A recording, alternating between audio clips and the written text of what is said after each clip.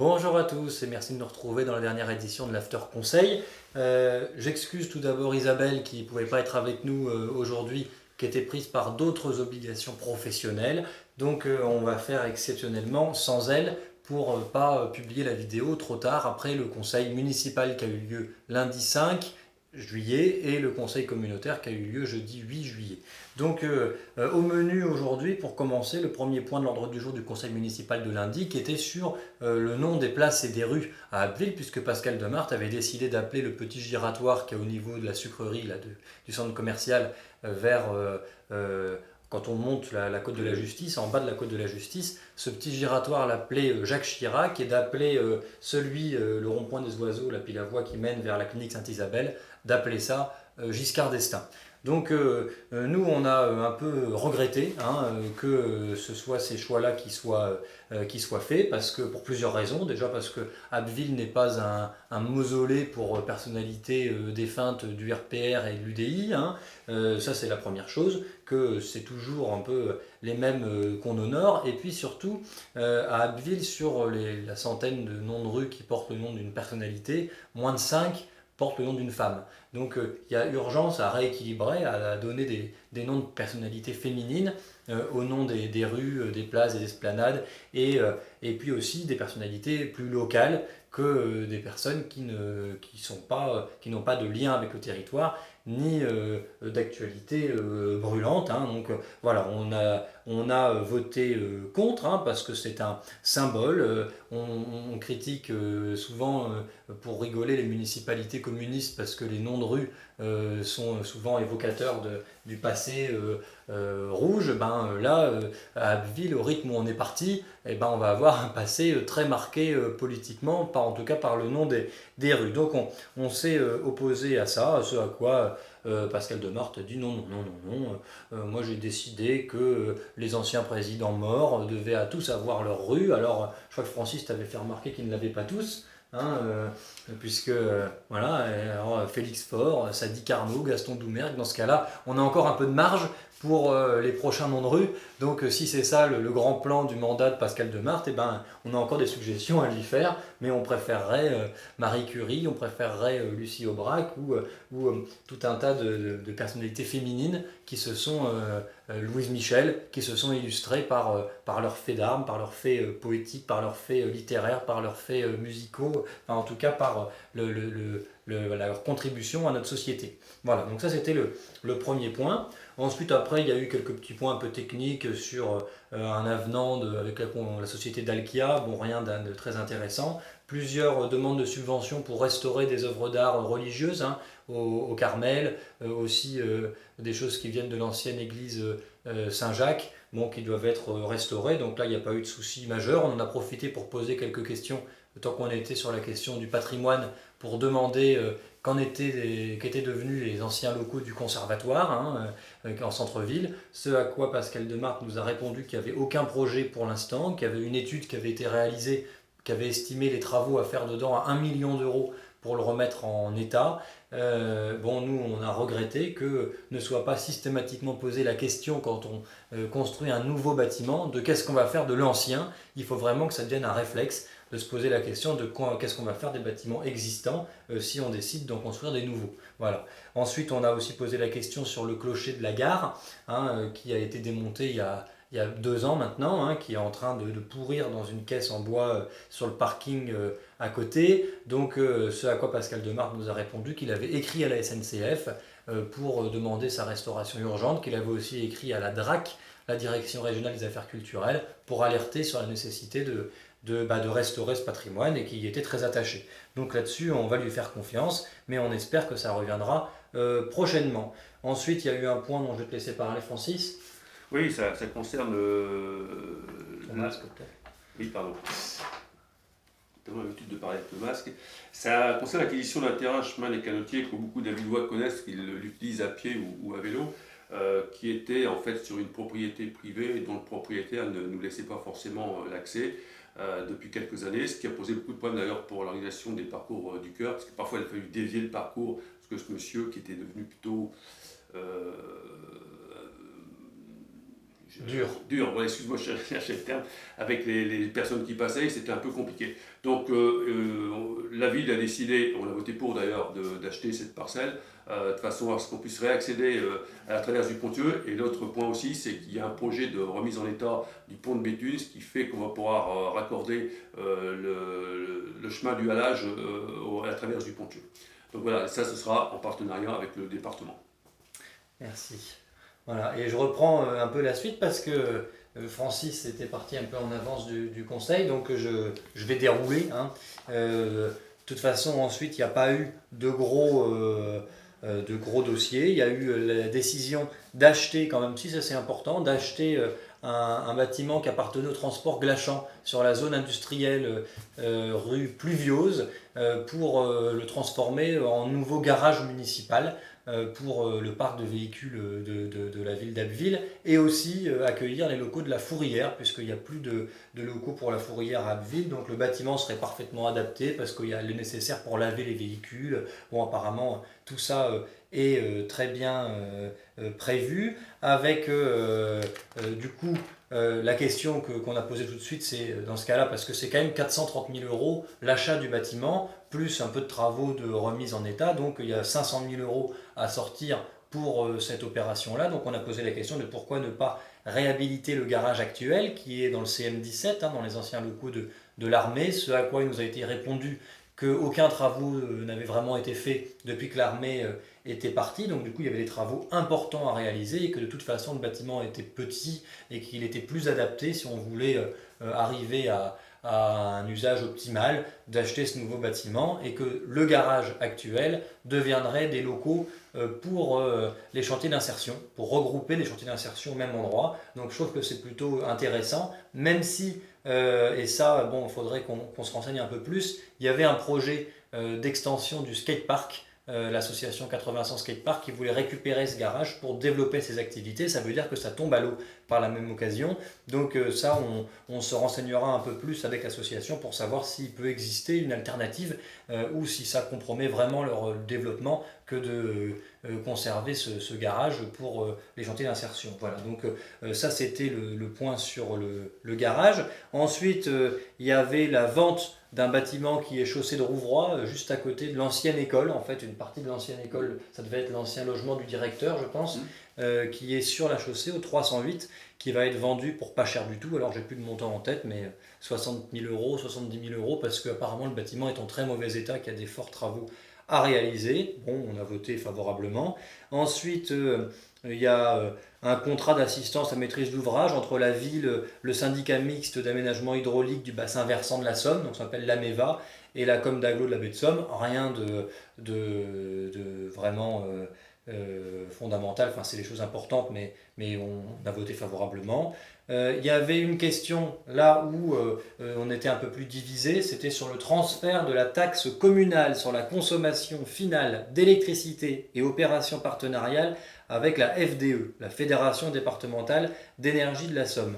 Donc là c'était pour 3 axes, en gros c'est pour obtenir des subventions sur l'enfouissement des réseaux, sur le passage en LED de l'éclairage public et sur l'installation de caméras de vidéosurveillance.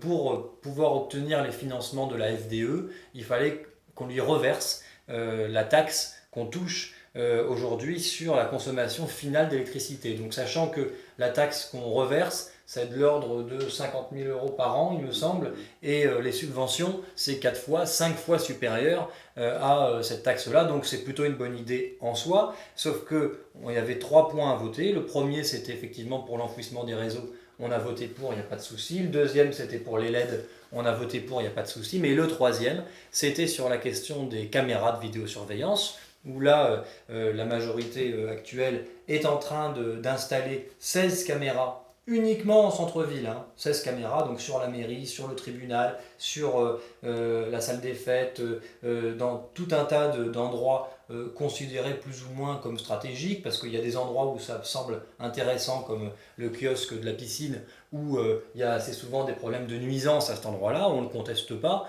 mais il y a des endroits, sur le tribunal, il ne s'est jamais rien passé, si ce n'est une fois un tag, ou à l'entrée du parc de la Bouvac, rue Buscardon. Bon, enfin, il y a des endroits où c'est plus pas forcément très utiles. Donc nous, on a exprimé des réserves par rapport à ça. Déjà parce que la vidéoprotection, la vidéosurveillance, ça coûte cher, hein, parce que même avec la subvention de la FDE, ça coûte 150 000 euros pour les 16 caméras, 150 000. La FDE en prend 100 000. Il y a quand même 50 000 en reste à charge pour la commune pour ne déployer des caméras qu'en centre-ville. Donc si on veut à terme en déployer dans les quartiers, ça veut dire que ça va coûter, mais alors une fortune, en centaines de milliers d'euros, sans compter la maintenance, les dégradations qui peuvent arriver. Donc c'est vraiment un budget qui est conséquent. Nous, on aurait préféré, si effectivement il y a un vrai problème de sécurité, ce à quoi on ne va pas nier qu'il puisse y avoir des problèmes de sécurité, mais Abbeville n'est pas non plus Chicago, hein. Il y a un sentiment d'insécurité qui se développe, c'est vrai, mais auquel on pourrait essayer de répondre en renforçant les effectifs de police municipale, en mettant en place des rondes la nuit. Alors ça, c'est des choses auxquelles on serait favorable. Miser sur l'humain, sur la police de proximité, sur la prévention pour réduire la petite délinquance, le vandalisme, ce genre de choses par lesquelles on veut lutter en mettant de la vidéosurveillance. La vidéosurveillance, ça n'a jamais permis de réduire la délinquance à zéro. Ça déplace les problèmes d'un endroit vers un autre.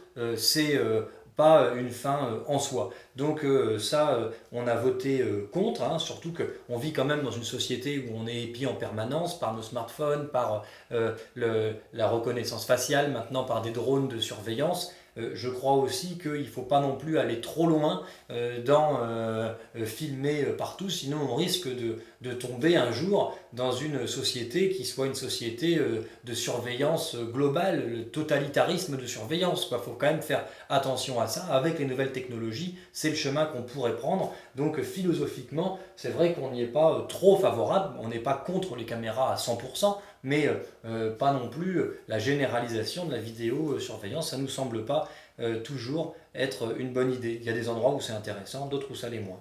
Voilà. Et sachant... Je pense qu'on peut préciser quels sont les endroits où c'est intéressant, comme le stade Paul de Lic, parce qu'il y a des intrusions, le stade de l'US Rouvroy, etc. Certains complexes sportifs où il y a effectivement des problèmes particuliers, mais on reste dans l'enceinte des installations municipales. Complètement, voilà. Et il y a aussi autre chose qui était intéressant, c'est qu'il y a une caméra de verbalisation qui va être installée sur le pont de la Femme Nue pour verbaliser les poids lourds qui empruntent le pont de la Femme Nue, alors que c'est interdit parce que le pont, ça le fragilise.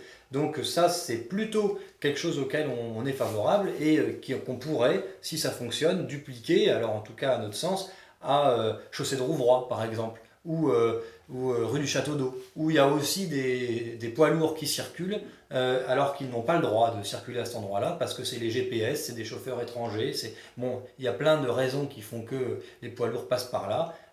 Il faudrait verbaliser systématiquement les poids lourds qui passent pour la tranquillité des riverains et pour la sécurité des piétons et notamment des enfants. Voilà, donc ça c'était le point sur la sécurité, ça a pas mal animé les débats parce que Patricia Chagnon était présente, qu'elle a fait son esclandre habituel, hein, voilà, que Sébastien Chapeautard a surenchéri en disant carrément que si je voulais pas des caméras sur l'hôtel de ville, c'est parce que je voulais que mes copains d'extrême gauche allaient taguer la mairie la nuit. Enfin bon, je vous le passe les détails et les amabilités qui ont été proférées, voilà, c'était assez tendu à ce moment-là, mais bon, voilà, en tout cas, on a aussi parlé à ce moment-là de la zone 30, de son expérimentation, qui pour nous, ça s'est pas forcément fait dans les règles. On n'est pas défavorable à l'idée de la zone 30, on est même plutôt favorable, mais on aurait dû commencer par des aménagements, des chicanes, des ralentisseurs, des marquages au sol, pour encourager les gens à réduire la vitesse naturellement, pour ensuite passer la ville, le centre-ville en tout cas en zone 30, et surtout qu'il y a des problèmes à laquelle la zone 30 ne peut pas répondre, comme notamment la sécurisation à l'abord des écoles, pour la maternelle Soleil Levant, pour la maternelle Chaussée d'Oquet, où ça fait plusieurs fois qu'on alerte sur les abords de ces écoles-là qui sont dangereux, et puis également la rue Vincent Auriol qui devra être aménagée, ce à quoi le maire a répondu que ça serait traité à la rentrée, qu'on ferait le bilan de la zone 30 à la rentrée de septembre, avec peut-être des modifications pour par exemple repasser le boulevard Vauban, une partie du boulevard Vauban à 50 et faire basculer des nouvelles rues comme la rue des Aubépines dans le quartier des Platanes à 30, parce que c'était des rues un peu oubliées de la zone 30, où ça se justifiait complètement de passer à 30, et ça n'a pas été fait. Voilà, donc là-dessus, ça c'est un peu le bilan. Ensuite, derrière, il y a eu quelques petites bricoles qui ont été discutées, comme une modification au tableau des effectifs avec des avancements en grade dans le personnel. Bon, il n'y avait aucune raison de voter contre. Des créances qui sont irrécouvrables, en fait, des dettes qui n'ont jamais été payées parce qu'une entreprise a fait faillite, tout ce genre de choses. Et ça, bon, bah voilà, hein, il n'y a aucune raison de s'y opposer non plus. Le fait que la ville d'Abbeville devient signataire de la charte ville aidante Alzheimer, bon, bah là, évidemment, on y a voté favorablement aussi. Le transfert par BDSH, Betsom Habitat, d'espaces publics autour des nouvelles constructions qui sont dans le quartier Saint-Jacques vers la ville d'Abbeville. Bon, ben voilà, on a voté favorablement aussi. Et ensuite, après, il y avait une dernière question un petit peu sensible parce qu'elle concernait les subventions aux associations. Alors, on a voté pour, mais nous, ce qu'on demande, c'est une remise à plat du versement des subventions pour qu'il y ait une commission extra-municipale, même peut-être, ou en tout cas où l'opposition soit associée pour contrôler les subventions et puis qu'elles soient versées avec plus d'équité, parce qu'il y a aujourd'hui des différences qui ne sont pas forcément justifiées avec des associations qui sont très dynamiques, qui ne recevraient peut-être pas assez, et d'autres qui sont un peu sur le déclin, qui pourraient peut-être recevoir trop, mais je pense que c'est surtout une question d'inégalité et qu'il faudrait rattraper vers le haut plutôt que lisser vers le bas. Donc nous on demande ça parce qu'il y a des jalousies, il y a des injustices dans le milieu associatif. Pour lutter contre ça, il faudrait qu'on puisse décider du versement des subventions en toute transparence avec des critères qui soient aussi des critères transparents. Voilà pour le conseil municipal. Alors il y avait quand même 22 points à l'ordre du jour, ce qui fait que ça a duré plus de 2h30. Hein, et on a fait rebelote jeudi pour le conseil d'agglo, où là, le conseil d'agglo, très clairement, il y avait beaucoup moins de débats, puisque on a voté favorablement à toutes les propositions. Il y en avait 14, il y avait 14 points à l'ordre du jour. On a voté pour à chacune d'entre elles. La première, qui a fait un peu plus débat, c'était sur une subvention à la FDSEA, hein, le syndicat agricole, enfin pas directement à la FDSEA. En fait, c'est que la FDSEA organisait une collecte de pneus de tracteurs et d'engins agricoles, de pneumatiques, pour les recycler. Et qu'ils étaient subventionnés par ça avec différents partenaires. Et il restait un reste à charge pour les agriculteurs de 60 € la tonne sur les 150 au départ. Ça coûte 150 € la tonne de collecter, de recycler les pneumatiques. 90 qui étaient trouvés par la FDSEA, il en restait 60 pour les agriculteurs. Et la FDSEA a demandé à la CAPS de prendre en charge la moitié de ce reste à charge, donc 30 € par tonne recyclée, ce à quoi on a voté favorablement. Ça correspondait à un peu moins de 15 000 € par an, par opération. Donc Patricia Chagnon elle voulait que ça soit 100%. Bon, il y a eu un débat, c'était pas spécialement intéressant parce qu'elle s'est un peu trompée dans les chiffres qu'elle sortait. Donc il y a eu une petite passe d'armes, notamment avec Michel Blondin. Bon, voilà, mais rien de particulièrement intéressant, ce qui fait qu'on a voté pour cette aide-là, hein, voilà, à 64 voix pour, 3 non, un peu plus même. 67 pour, 4 contre, une abstention. Et Patricia Chagnon avait déposé un amendement, et son amendement a été rejeté à 64 contre, 3 pour, 5 abstentions. Voilà.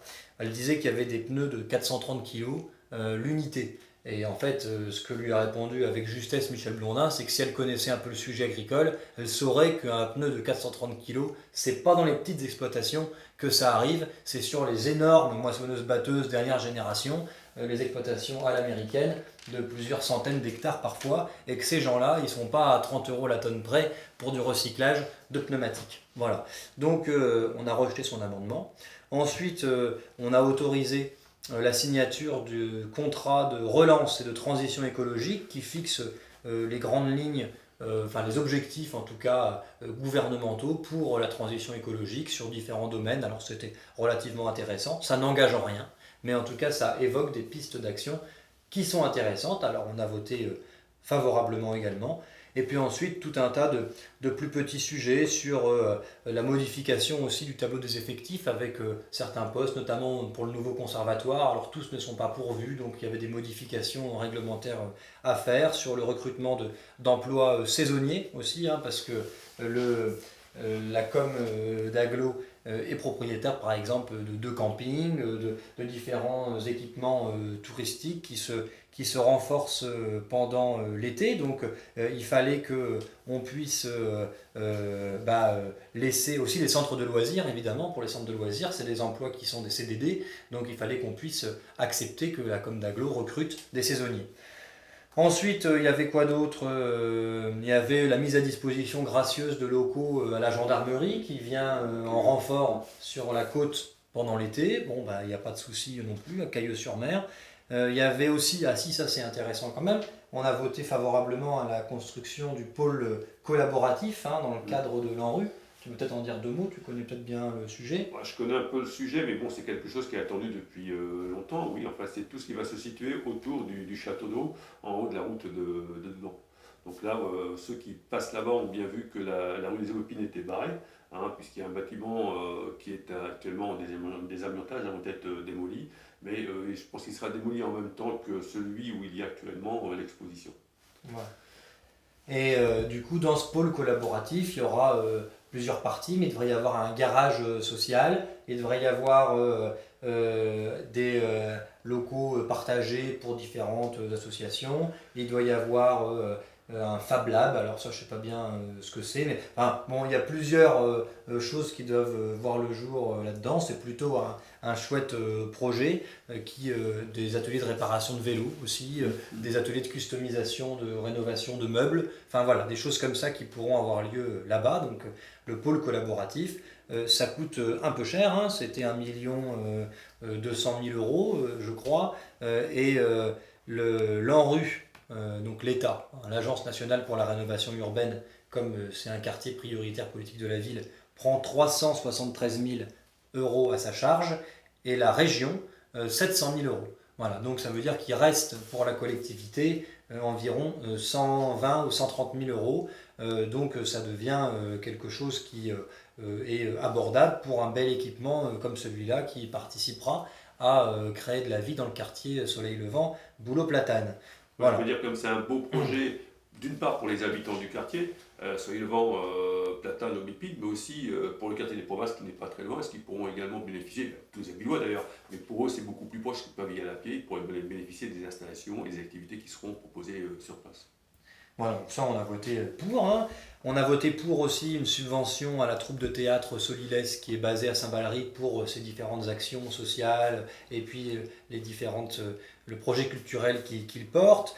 On a voté pour aussi les aides FISAC, alors là c'est des aides aux entreprises dans le cadre du plan de relance et de la lutte suite à l'épidémie aussi. Donc il y avait deux entreprises qui étaient concernées. Bon, on a voté pour. On a voté pour aussi la modification d'un partenariat concernant l'insertion professionnelle. Bon, ben, voilà, il n'y a aucun problème, on a voté pour aussi. On a voté pour la nouvelle convention pour participer financièrement au centre d'hébergement d'urgence La Salamandre, qui est boulevard de la République, où là, en gros, il était cofinancé par la CAPS, hein, la communauté d'agglomération de la baie de Somme, la com du Vimeux, la com du Pontieux-Marcanterre, et je crois que c'était le syndicat mixte, le syndicat mixte, bon, qui finançait.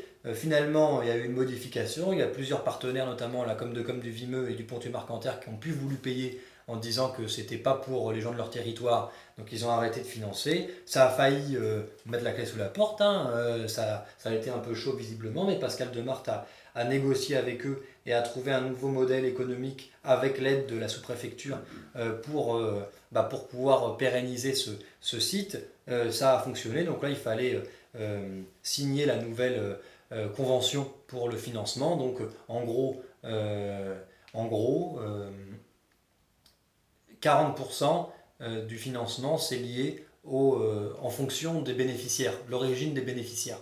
Mais bon, c'est vrai que c'est un peu c'est pas optimal non plus parce que il y a des bénéficiaires qui viennent pas de la région, quoi. Il y a des gens qui se retrouvent, des femmes battues qui viennent de l'autre bout du département, par exemple, pour être éloignées de leur conjoint. Par exemple aussi des gens qui sont des SDF qui sont pas forcément du secteur, ou même des réfugiés qui se retrouvent en garde à vue, ou bon, toutes des gens pour qui il faut trouver une solution qui sont pas forcément du territoire. Donc le mode de financement est important. Donc j'ai posé la question de savoir si, parce qu'il y a 12 lits à la Salamandre, c'est pas assez par rapport aux besoins du territoire. Il y a souvent des gens qui se retrouvent sans solution d'hébergement d'urgence parce qu'il n'y a plus de place à la Salamandre. Il faut parfois payer un taxi jusqu'à Amiens le soir pour pouvoir avoir une place en centre. Et bon, voilà. Donc sinon, et j'ai demandé s'il était possible d'augmenter le nombre de places, mais ce n'est pas d'actualité, même si le CCAS réalise en ce moment des aménagements dans des logements pour créer 6 places d'hébergement supplémentaires dans des logements privés, bon voilà, en centre-ville d'Abbeville, donc on a voté favorablement aussi. Et puis ensuite, les dernières petites choses concernant l'eau et l'assainissement, où il n'y avait pas non plus de questions particulières, sauf sur la question de l'assainissement individuel dans les campagnes, où là c'est vrai que Régis Pat, le maire de Vauchelles, l'a rappelé, il y a un gros souci quand même parce qu'il y a beaucoup de particuliers qui payent des amendes parce que leur système d'assainissement n'est pas aux normes, et alors qu'ils ne sont pas, ils ne sont plus, il y avait une aide de l'agence de l'eau jusqu'à quelques années, elle n'existe plus aujourd'hui, pour mettre aux normes leur assainissement, donc changer la fosse septique par exemple, mettre en place une fosse septique. Et ça peut être des gros investissements pour des propriétaires en zone rurale, et parfois ça n'est même pas possible, et ces gens-là sont un peu condamnés à payer une amende, et ils dénonçaient un petit peu ça sur le fait que c'était pas toujours très juste. Donc voilà, donc sinon c'était plutôt un conseil d'agglomération assez consensuel, puisque on a voté l'ensemble des délibérations sans aucun souci majeur. Voilà, donc comme quoi, être dans l'opposition, c'est aussi parfois savoir voter pour, et on n'a pas de problème avec ça. En tout cas, on vous remercie de nous avoir suivis, et on se donne rendez-vous après l'été maintenant, puisque les prochains conseils auront lieu en septembre. Il y aura un conseil spécifique dédié au rapport de la Cour régionale des comptes à l'agglo, qui devra avoir lieu soit à la toute fin du mois d'août, soit au début du mois de septembre. Bon, on s'attend quand même à ce que ça soit un peu sévère, mais là, le rapport a été reçu, et par contre, il ne pouvait pas nous le dévoiler encore parce que Nicolas Dumont la réponse de Nicolas Dumont, elle est attendue jusqu'au 13 juillet, et s'il n'a pas répondu au 13 juillet, bah, c'est pas grave, mais en tout cas, ça ne peut pas être communiqué avant le 13 juillet. Donc voilà pourquoi on n'a pas eu le rapport au conseil de jeudi dernier. Donc on vous remercie pour votre fidélité, et puis on se donne rendez-vous au mois de septembre. Bel été à vous, à bientôt.